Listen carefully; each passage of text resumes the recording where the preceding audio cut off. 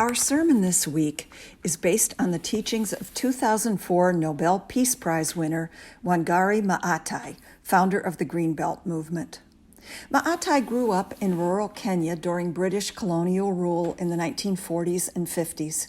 She was a bright and curious student who loved science, and although her family was not wealthy, she was educated in Kenya and the United States, and in 1971 became the first woman in East or Central Africa to earn a PhD.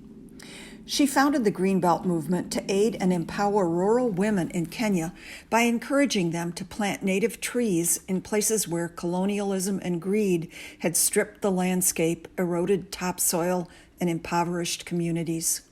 Trees provide shade and shelter, fuel and building materials, fruit and nuts.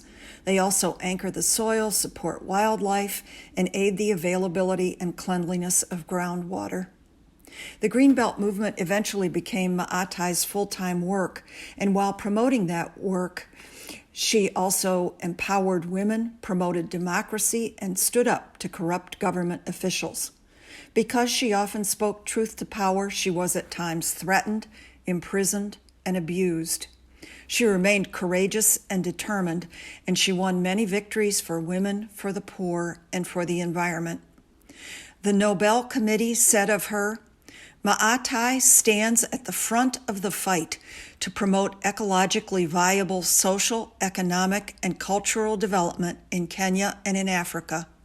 She has taken a holistic approach to sustainable development that embraces democracy, human rights, and women's rights in particular. She thinks globally and acts locally."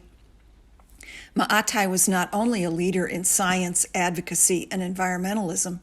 She was a spiritual leader, too.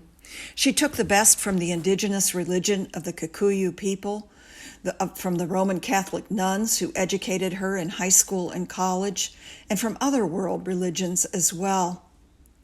Her book, Replenishing the Earth, Spiritual Values for Healing Ourselves and the World, sets out the 4 core teachings she shared with participants in the Greenbelt movement. Let's explore those together now.